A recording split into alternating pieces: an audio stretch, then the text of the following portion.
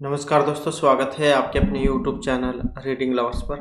दोस्तों, आज की जो वीडियो इसमें हम करने वाले हैं आपका हरियाणा में जो टीचर एलिजिबिलिटी जो टेस्ट है TST PST PRT वाला 2024 वाला जो 7 और 8 तारीख को होने वाला है। तो आपके एग्जामों के लिए आज की वीडियो में हम यहाँ पर महत्वपूर्ण जो क्वेश्चन है ये करने वाले हैं, और जिसमें हमने सबसे पहले जो बाल विकास एवं शिक्षा शास्त्र से जो महत्वपूर्ण क्वेश्चन है इनको लिया है, और इसके बाद फिर हम आपका जो अन्य सब्जेक्ट है इसको हम करेंगे। और अगर आप हमारे इनसे पहले वाली वीडियो को अगर आप देखना चाहते हैं तो इसे आप हमारे चैनल की प्लेलिस्ट में जाकर देख सकते हैं। इसके अलावा महत्वपूर्ण अपडेट के लिए भी आप चैनल को सब्सक्राइब कर लीजिएगा, और इनका जो लिंक है वो आपको इस वीडियो के डिस्क्रिप्शन में मिल जाएगा। तो हमारा जो यहाँ पर पहला क्वेश्चन है, निम्न में से कौन सा कथन विकास के बारे में सही नहीं है। तो विकास के बारे में कौन सा एक सही नहीं है। विकास अंतःक्रिया का फल है, विकास एक व्यक्तिगत प्रक्रिया है, विकास एक व्यवस्थित श्रृंखला का अनुगामी है, विकास विशेष से सामान्य की ओर होता है। तो कौन सा जो यहाँ पर विकास के बारे में एक बात सही नहीं है। तो यहाँ पर अगर हम इसमें देखें तो ये जो ऑप्शन 4 में यहाँ पर बतलाई गई है कि विकास जो है वो सामान्य विशेष से सामान्य की ओर होता है। बालक का जो विकास है ये सामान्य क्रियाओं से विशेषता की ओर होता है, न कि विशेषता से सामान्यता की ओर। और पहले वह सभी व्यक्ति को पापा जो कहकर संबोधित करता है, किंतु धीरे धीरे वह केवल पिता को ही पिता कहकर संबोधित करने लग जाता है। तो एक जो छोटा बच्चा होता है सबसे पहले वो सभी को पापा बोलता है, लेकिन बाद में जब उसे पता लग जाता है कि ये तुम्हारे रियल में पापा हैं तो सिर्फ उसी को ही कहता है। तो विकास जो है वो विशेष से सामान्य की ओर ना होकर सामान्य से विशिष्ट की ओर होगा। नेक्स्ट है, बालकों की सोच अमूर्तता की अपेक्षा मूर्त अनुभव और प्रत्यय से होती है। तो ये अवस्था है 7 से 11, 2 से 7, 12 से वयस्क या जन्म से 2 वर्ष तक की। तो बालकों की सोच अमूर्तता की अपेक्षा मूर्त अनुभव एवं प्रत्यय से होती है। तो यहाँ पर जो इसमें हमारा सी आंसर है ऑप्शन आएगा 1 वाला। तो कौन सी थी ये 7 से 11 वाली। ये जो जीन पियाजे जो है ने विकास की 4 जो अवस्थाएं बतलाई थी, जिसमें सबसे पहले जो इंद्रियजनित गामा की अवस्था थी जन्म से 2 वर्ष वाली, फिर मूर्त से क्रियात्मक अवस्था थी 2 से 7 वाली, फिर जब उसके बाद मूर्त अवस्था थी, और सबसे लास्ट में अमूर्त या औपचारिक अवस्था थी। तो इस प्रकार से जो इन्होंने जो विकास जो है इसको ये अवस्थाएं जो है इनको बांटा हुआ था 4 भागों में। तो इनके द्वारा जो संज्ञानात्मक विकास है इसकी जो मूर्त से क्रियात्मक अवस्था है ये 7 से 11 वाली। तो इसके अनुसार बच्चा मूर्त घटनाओं के संबंध में युक्त तर्क कर सकता है और वस्तुओं को विभिन्न समूहों में वर्गीकृत कर सकता है। नेक्स्ट है, मानव विकास किन दोनों के योगदान का परिणाम है। अभिभावक और अध्यापक, वंशक्रम, वातावरण, सामाजिक एवं सांस्कृतिक कारक या कोई सा भी नहीं। तो मानव का जो विकास है वो किसका योगदान है, किसका परिणाम है। तो ये वंशक्रम और जो वातावरण है इन दोनों का ही है। तो मनोवैज्ञानिक थे लैंडिस। तो इनके अनुसार यदि वंशक्रम हमें विकसित होने की क्षमताएं प्रदान करता है तो इन क्षमताओं को विकसित करने के लिए हमें वातावरण की आवश्यकता पड़ती है। तो मानव विकास जो वंशक्रम और वातावरण इनके योगदान का ही परिणाम है। इसके बाद इनमें से जीन पियाजे के अनुसार बौद्धिक विकास का निर्धारक तत्व नहीं है। तो जीन पियाजे के अनुसार बौद्धिक विकास का एक निर्धारक तत्व नहीं है सामाजिक संचरण, संतुलीकरण, अनुभव या कोई सा भी नहीं। और जो यहाँ पर ऑप्शन 1 में आया है तो ये सामाजिक संचरण है। तो ये जो जीन पियाजे है इनके अनुसार किसी बालक के बौद्धिक विकास के निर्धारण में सामाजिक संचरण निर्धारक तत्व नहीं है। नेक्स्ट आ जाता है, विशेष आवश्यकता वाले बच्चों को पढ़ाने के लिए निम्नलिखित में से कौन सी व्यूहरचना अधिक उपयुक्त होगी। विशेष आवश्यकता वाले बच्चों को पढ़ाने के लिए अधिकतम बच्चों को सम्मिलित करते हुए कक्षा में चर्चा करनी चाहिए। विद्यार्थियों को सम्मिलित करते हुए अध्यापक द्वारा निर्देशन, सहकारी अधिगम तथा पीएटी सहपाठियों के द्वारा अनुशिक्षण, यह अध्यापन के लिए योग्यता आधारित समूहीकरण। तो इनमें से विशेष आवश्यकता वाले बच्चों को पढ़ाने के लिए कौन सी व्यूहरचना अधिक उपयुक्त है। और जो यहाँ पर ऑप्शन 3 में आई है तो सहकारी अधिगम और ये जो ट्यूटरिंग अर्थात सहपाठियों के द्वारा जो अनुशिक्षण है। नेक्स्ट आ जाता है क्वेश्चन हमारा, समस्या के अर्थ को जानने की योग्यता। वातावरण के दोषों, कमियों, रिक्तियों के प्रति सजगता ये विशेषता है। प्रतिभाशाली बालकों की, सामान्य बालकों की, सृजनशील बालकों की, या किसी की भी नहीं। तो समस्या के अर्थ को जानने की योग्यता, वातावरण के दोष, कमियां और रिक्तियों के प्रति सजगता, ये विशेषता है। तो किन की है ये? सृजनशील जो बालक हैं बच्चे, तो इनकी है ये। तो ये जो आइजोन जो मनोवैज्ञानिक हैं, इनके अनुसार सृजनशील बालक नए संबंधों के ज्ञान को इसकी उत्पत्ति में चिंतन की परंपरागत तरीकों से हटकर असाधारण विचार उत्पन्न करने की योग्यता रखते हैं, और जिस कारण से ऐसे बालक समस्या के अर्थ को जानने, वातावरण आदि के प्रति सजग रहते हैं। इसके बाद है, कॉलेज जाने वाली लड़की ने फर्श पर कोट फेंकने की आदत डाल दी है। एक कॉलेज जाने वाली लड़की ने फर्श पर कोट फेंकने की आदत डाल ली।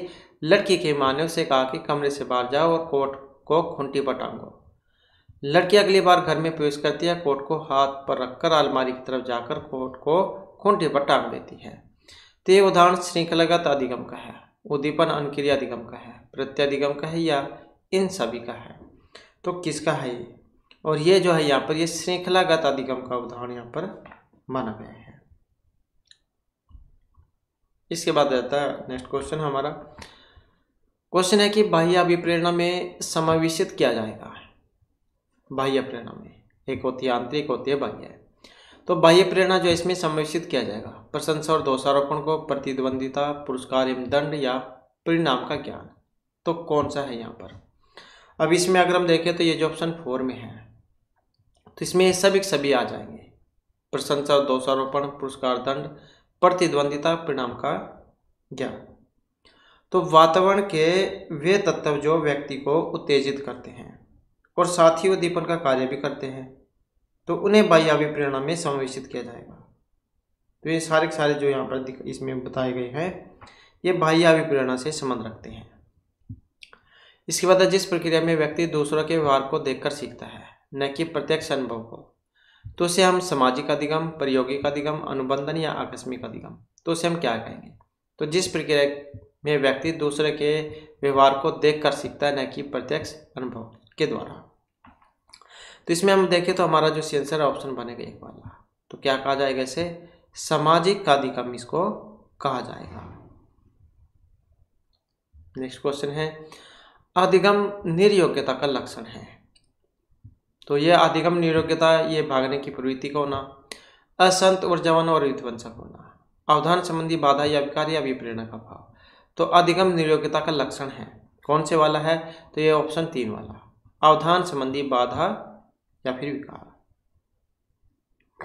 इसके बाद है अधिगम को प्रभावित करने वाला व्यक्तिगत कारक, संचार के साधन, अध्यापक, समवेशक समूह, या परिपक्वता एवं आयु। तो अधिगम को प्रभावित करने वाले व्यक्तिगत कारक हैं, और जो यहाँ पर ऑप्शन 4 में दिए गए हैं, कौन सा है? परिपक्वता एवं आयु।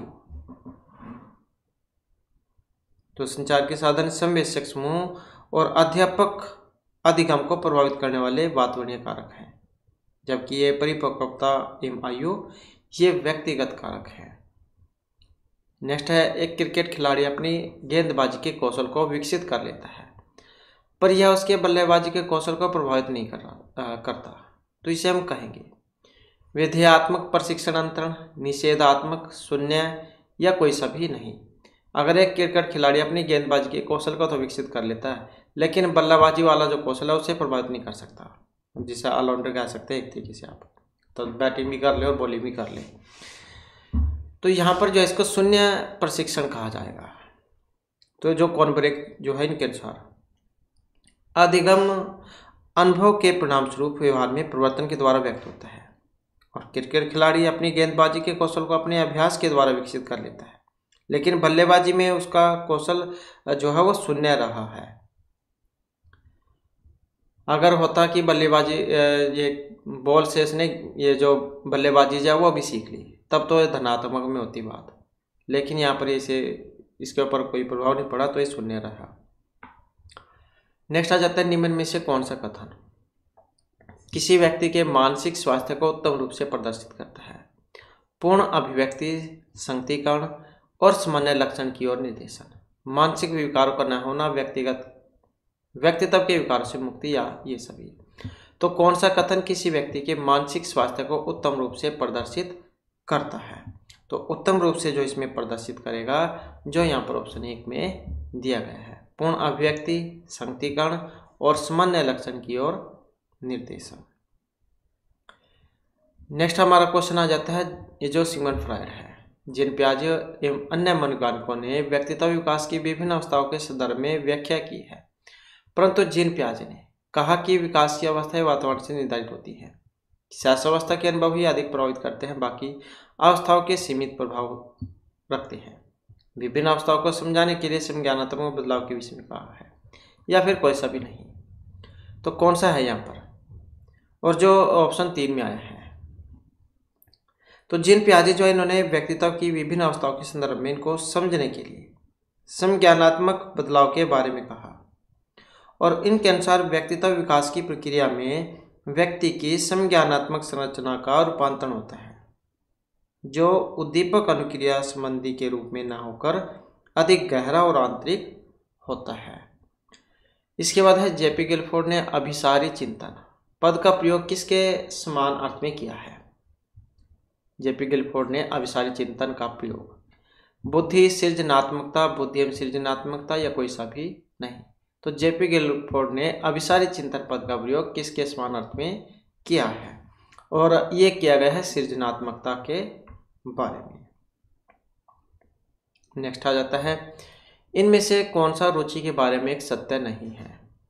रुचियां जन्मजात और अर्जित दोनों होती हैं। रुचियां समय के अनुसार बदलती रहती हैं। रुचियां योग्यता और अक्षमताओं से संबंधित नहीं है। रुचियां व्यवहार में आकर्षण और विकर्षण के प्रतिबिंब नहीं है। तो कौन सा रुचि के बारे में एक सही नहीं है? ये जो ऑप्शन 4 में आया है कि रुचियां व्यवहार में आकर्षण और विकर्षण के प्रतिबिंब नहीं है। इसके बाद है अभिवृत्ति,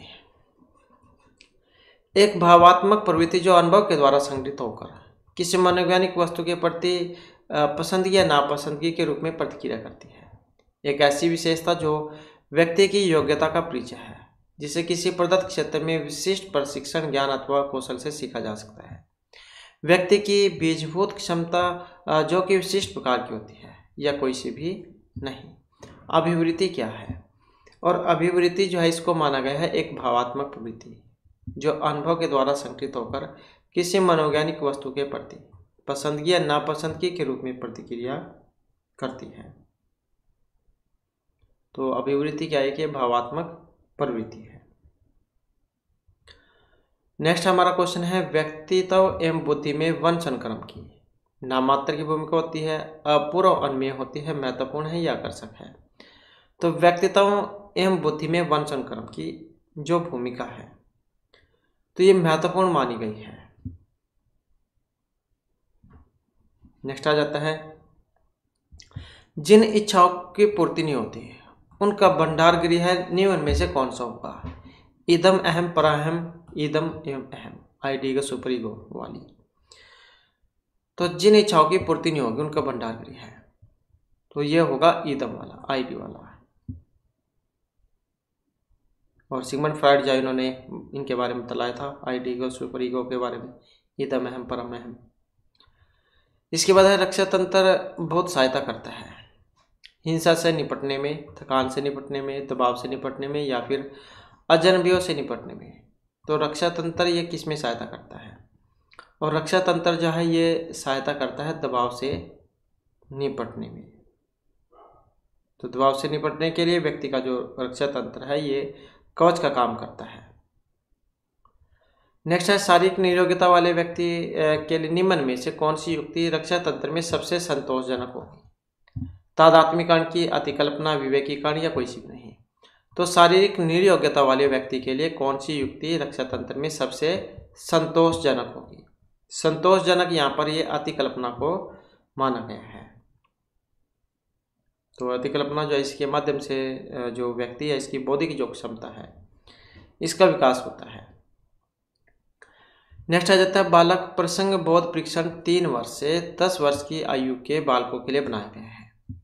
तो इस परीक्षण में जो कार्ड स्थापित किए गए थे, तो बालक प्रसंग बोध परीक्षण 3 वर्ष से 10 वर्ष की आयु के बालकों के लिए बनाया गया है, और इस परीक्षण में कार्डों में प्रतिस्थापित किया गया है सजीव वस्तुओं के स्थान पे जो निर्जीव वस्तु है इनको, लोगों के स्थान पर जानवरों को, पुरुषों के स्थान पर महिलाओं को और वयस्कों के स्थान पर बालकों को।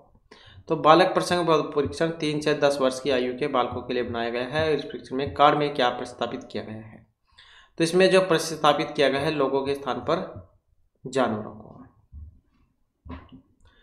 नेक्स्ट हमारा क्वेश्चन है सृजनशीलता से। सृजनशीलता के पोषण के लिए एक अध्यापक को निम्न में से किस विधि की सहायता लेनी चाहिए? किसके लिए? सृजनशीलता के पोषण के लिए। ब्रेनस्टॉर्मिंग, विचारवेश, व्याख्यान विधि की, दृश्य सर्वे सामग्री की या फिर इन सभी की। तो सृजनशीलता के पोषण के लिए एक अध्यापक को इनमें से किस विधि की सहायता लेनी चाहिए? तो यह है ब्रेनस्टॉर्मिंग की, विचार विवेश की। नेक्स्ट इनमें से एक सही नहीं है। आवश्यकता वंचना का शारीरिक अवस्था नहीं है। अंतर्नोद आवश्यकता का मनोवैज्ञानिक परिणाम है। आवश्यकता में अंतर्नोद समान नहीं है बल्कि समानांतर है। मूल प्रवृत्ति आंतरिक जैविक बल है। तो कौन सा सही नहीं है? अब नहीं है तो ऑप्शन 1 वाला, आवश्यकता वंचना की शारीरिक अवस्था नहीं है, क्योंकि आवश्यकता का जो संबंध है यह भावात्मक स्तर से अधिक होता है। इसके बाद शिक्षा का जो अधिकार अधिनियम है 2009, इसमें एक अध्यापक के लिए न्यूनतम कार्य घंटे प्रतिशत जो सप्ताह वो कितने निर्धारित किए गए हैं? 40, 50, 45 या 55। तो शिक्षा का जो अधिकार है अधिनियम 2009, इसमें एक अध्यापक के लिए कितने घंटे जो यहाँ पर बतलाए गए हैं? तो इसमें जो है ये बतलाए गए हैं 45 घंटे,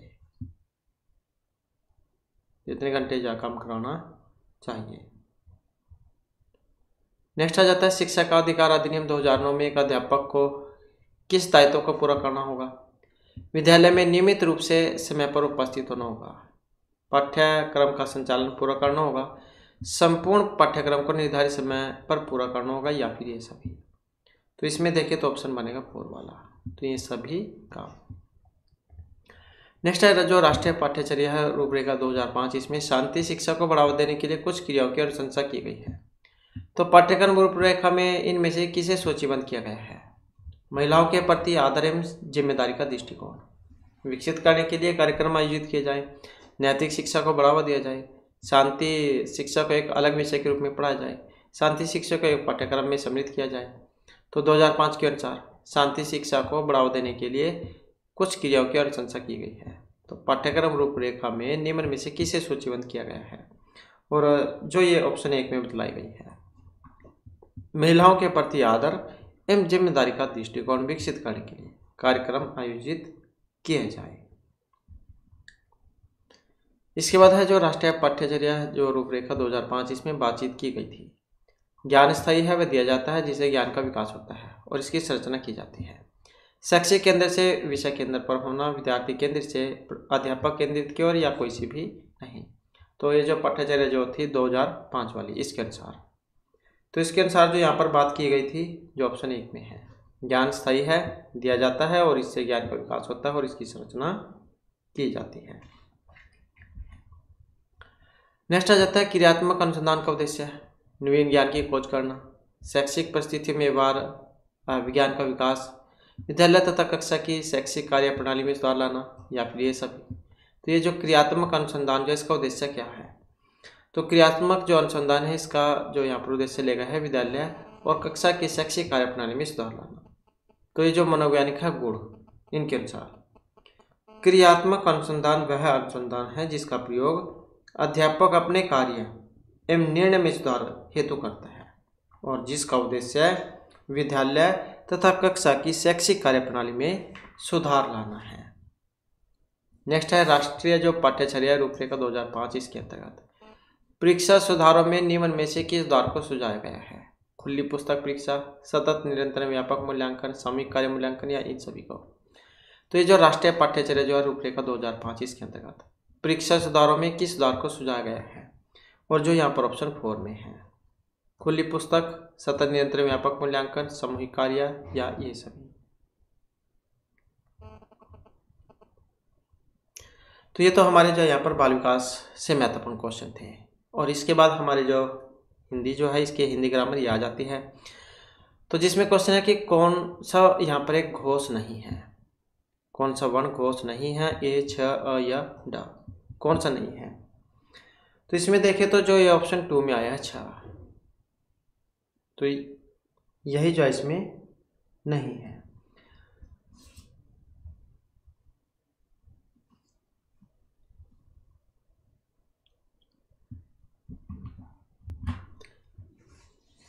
तो एक होता है अलप्राण, एक होता है महाप्राण। अलप्राण जैसे पहला तीसरा पांचवा, महाप्राण में दूसरा चौथा, इसी प्रकार इसमें पहला दूसरा और घोष में तीसरा चौथा पांचवा। तो इस कारण से जा जो है ये इसमें नहीं है। नेक्स्ट है, किस शब्द में री स्वर नहीं है? कृपा, दृष्टि, कृष्ण या रिवाज में री स्वर नहीं है।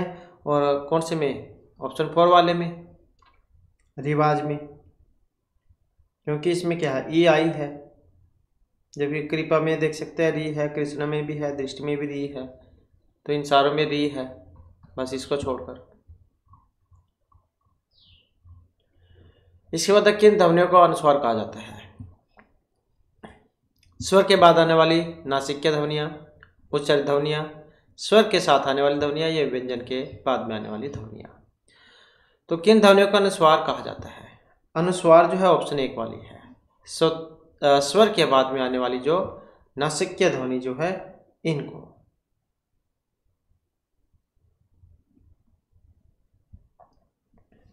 नेक्स्ट आ जाता है, किस शब्द में गुण संधि है? सिंदूरमी, नारीश्वर, भारतेंदु या लोकेश्वरी में?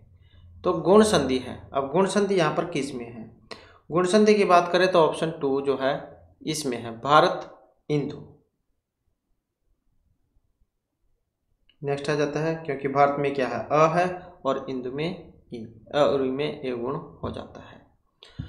वृक्ष छाया का जो संधि विच्छेद होगा, कौन से वाला बनेगा वृक्ष छाया में? तो संधि विच्छेद की बात करें तो कौन सा, वृक्ष प्लस में छाया, यही बन जाएगा इसका। तो कौन सा होगा? ऑप्शन 4 वाला हो जाएगा। नेक्स्ट आ जाता है, समश्रु का मतलब क्या है? वैसे तो समश्रु संस्कृत का है, लेकिन इसका जब तद्भव बनाएंगे तो कौन से वाला बनेगा समश्रु का? तो इसका जो यहाँ पर ऑप्शन 1 वाला है, समश्रु जो है यहाँ पर ये संस्कृत का है और हिंदी में इसको मूछे कहा जाता है, जो ऑप्शन 1 में दी गई है।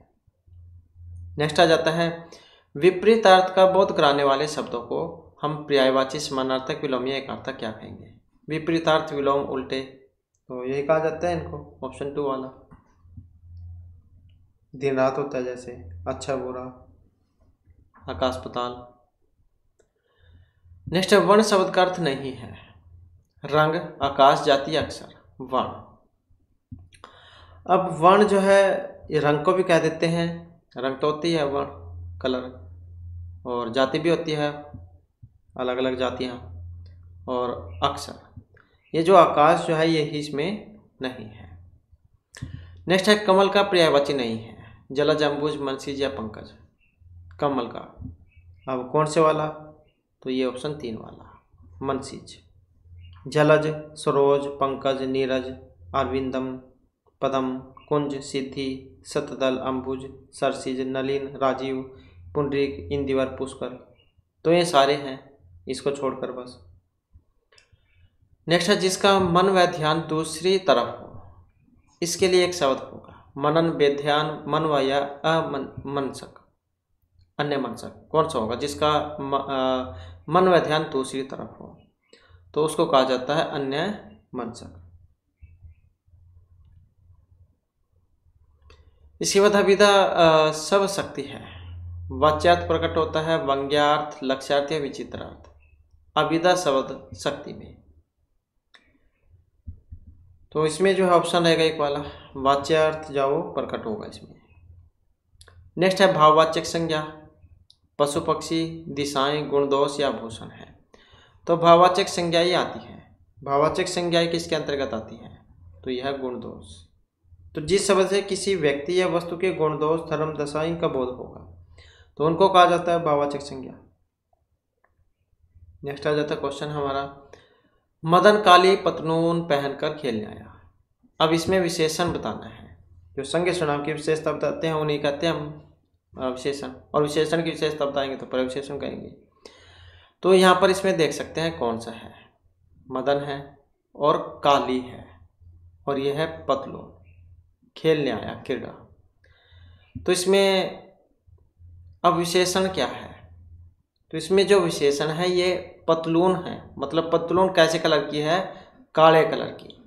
तो ये इस पतलून की विशेषता क्या हो गई? काली, मतलब मदन जाओ काली पैंट पहनकर आया है, पतलून पहनकर। तो काली जो है यहाँ पर ये ही इसका विशेषण है, क्योंकि ये काली जो है ये पतलून की विशेषता बतला रहा है यहाँ पर, क्योंकि ये पतलून कैसे कलर की है? काली है। इसके बाद वहाँ मोहन के कोई नहीं आया था, या और अलावा ही अथवा। वहाँ मोहन के कोई नहीं आया था, तो क्या आएगा? तो मोहन के अलावा कोई नहीं आया था।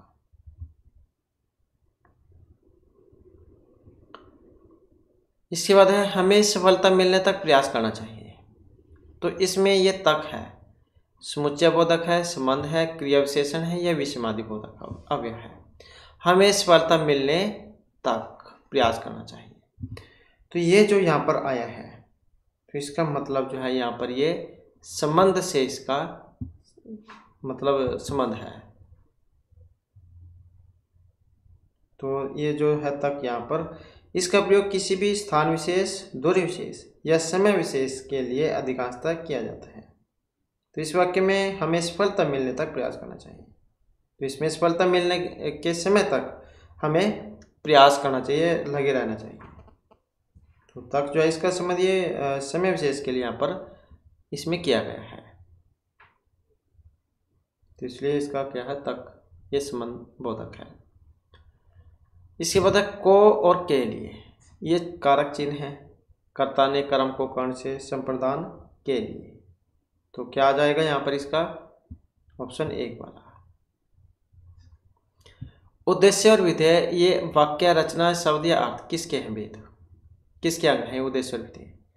तो उद्देश्य और विधेय जो ये वाक्य की है। राम ने खाना खा लिया, तो राम जो इसमें कर्ता अर्थात उद्देश्य है, खाना विधेय है, और खा लिया क्रिया है। उद्देश्य आपको शुरू में हमेशा वाक्य में देखने को मिलेगा। नेक्स्ट है तेंदुलकर ने एक ओवर में 5 छक्के लगा दिए। तो इसमें उद्देश्य कौन है?